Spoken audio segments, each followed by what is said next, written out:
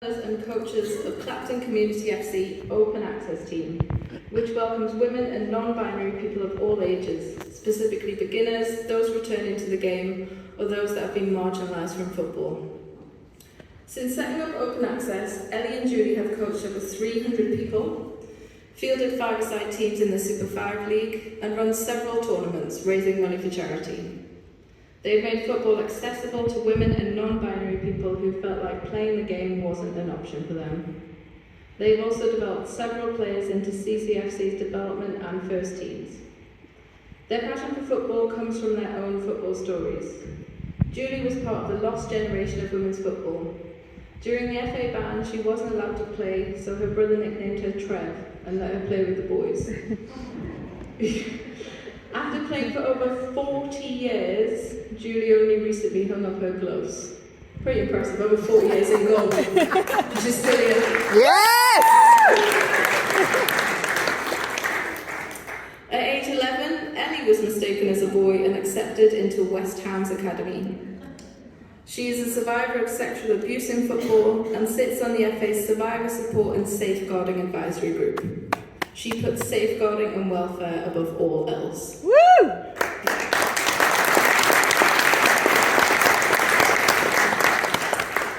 Julie and Ellie use their stories to drive them to make much needed change in the game. Congratulations, Julie and Ellie.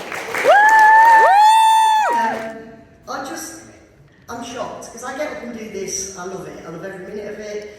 I enjoy it. I see the smiles on people's faces. That's what it's about. So to actually get recognised is like, what? You deserve to be recognised. But I don't get that bit. We'll work on the imposter syndrome. Anything to add? It's really nice to be recognised, and I want to say thanks to my captains and players that nominated Woo! me a lot.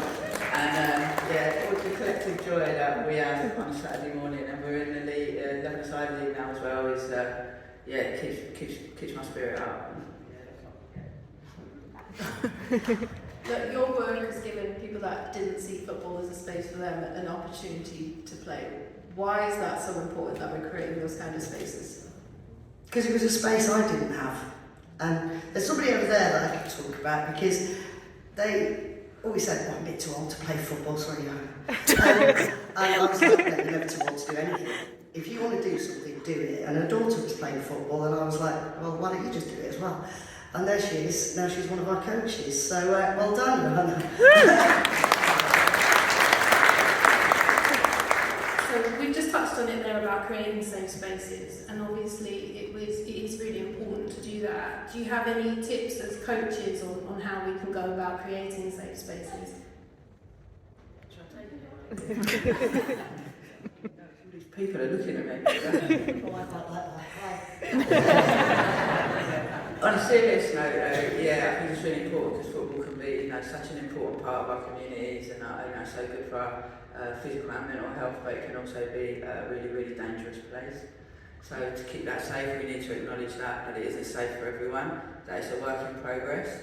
Obviously there's been big changes since the Sheldon inquiry, but there's a lot of issues, and they're often societal issues that get played out in football. But football is a space where we can all take a little bit more responsibility for the people that are a little bit more vulnerable in our communities. And I know that football does that really well, but could do it more. So, just saying. Yes, Ellie! Woo! Well, you're both doing amazing and really important work, so keep it up and well done.